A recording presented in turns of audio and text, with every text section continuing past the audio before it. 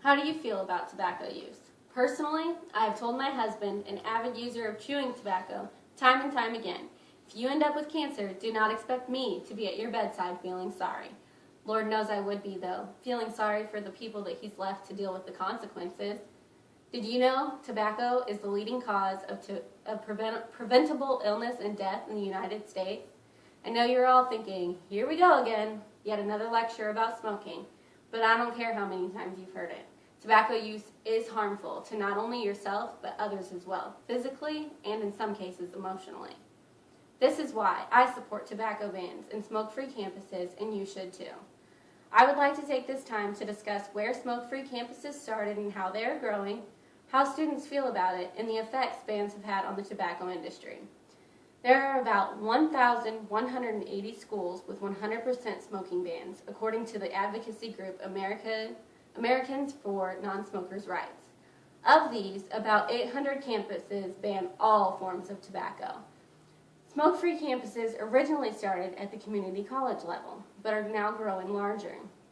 According to Liz Williams, a project manager for A&R, in recent years, more university systems and even state governments are considering and passing bans affecting multiple campuses at once. In 2012, Oklahoma governor signed an order making all state-owned property, including public colleges, tobacco-free.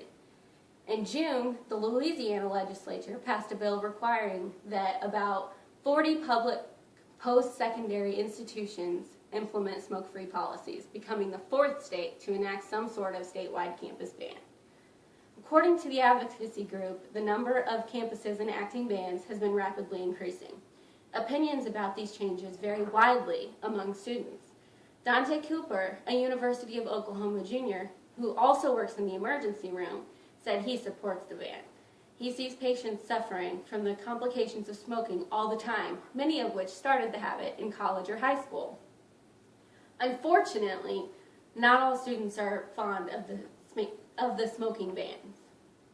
Derek Fisher, a junior at the University of Massachusetts Amherst, said he doesn't know how anyone who likes the school's decision, and it is annoying that the university bans all forms of tobacco, even those that do not cause secondhand smoke, like chewing tobacco or electronic cigarettes. If you partake in tobacco products, it's a personal choice, Fisher said. It's unhealthy, but it's still a personal choice. While Mr. Fisher is right, it is a personal choice.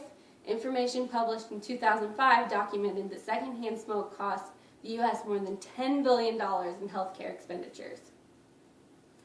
Bans have had an effect on the tobacco industry.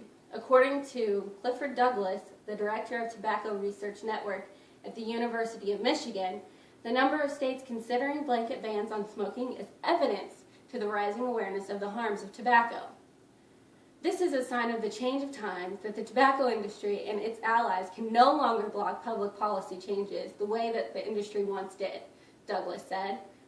For example, North Carolina, a well-known tobacco-growing state, is considering a tobacco ban for community colleges in its legislature. Unfortunately, not everyone is ready to jump on the smoke-free campus bandwagon. In Maine, this year, Governor Paul LePage vetoed a bill that was creating smoke-free campuses, saying that public universities could make their own decisions regarding tobacco. Smoke-free campuses and tobacco bans started in community colleges and are rapidly growing throughout the U.S. Opinions about these changes vary widely among students. And with the bans raising awareness about tobacco harms, the industry is quickly losing power.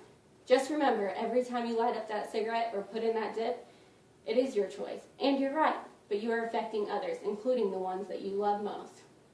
I love my husband and pray every day that he will find the strength to quit his bad habit, not only for himself, but for his loved ones as well.